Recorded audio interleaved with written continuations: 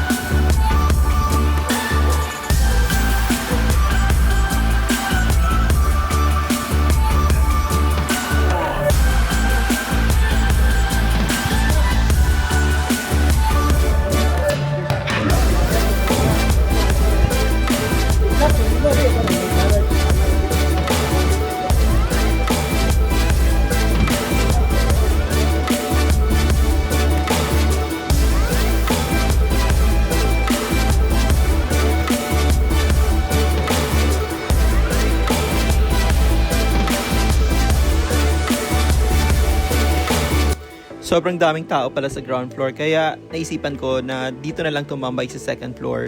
Tingnan nyo naman, wala masyadong tao. So, pag nasa Tagbilaran Port kayo at sobrang daming tao sa baba, sa ground floor, I suggest na dun kayo tumambay sa taas. Wala masyadong tao sa second floor.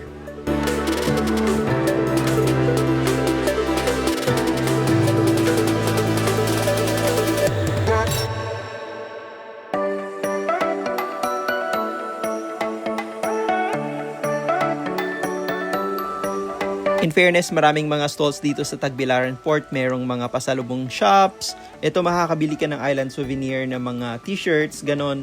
Tapos marami ring food stalls, maraming option talaga para makakain kung nagutom ka at nag-aantay ka ng ferry mo papunta doon sa destination mo. So pwede kang mamili dito ng pagkain, pasalubong, ganon.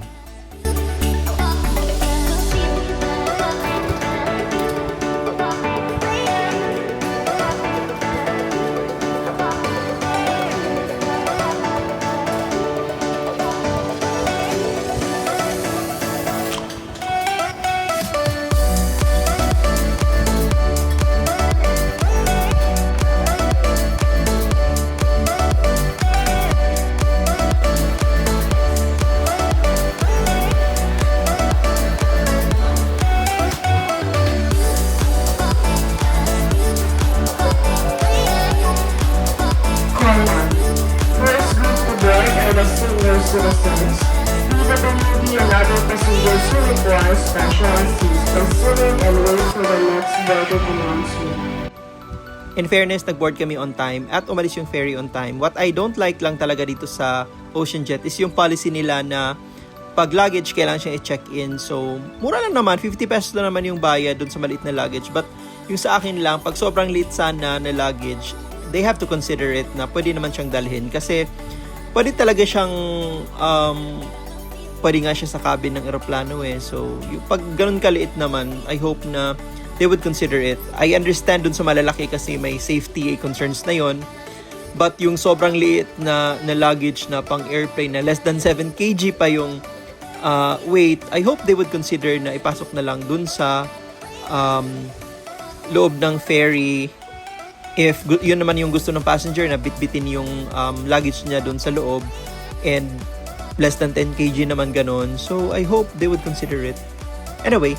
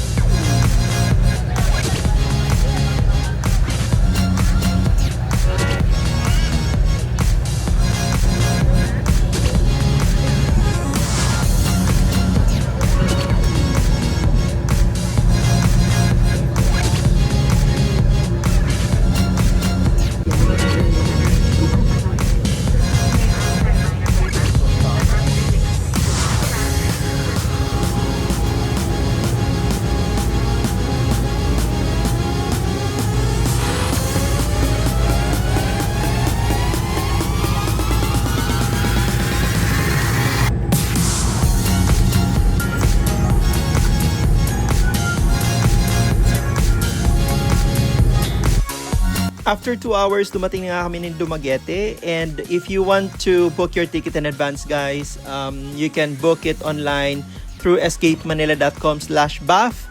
Or if you want to see the schedule, the full schedule for the Tagbilaran Dumaguete route, check nyo lang yung link sa description, sa caption, and you'll see the updated schedule. Yun lang for now. Until next vlog, amping!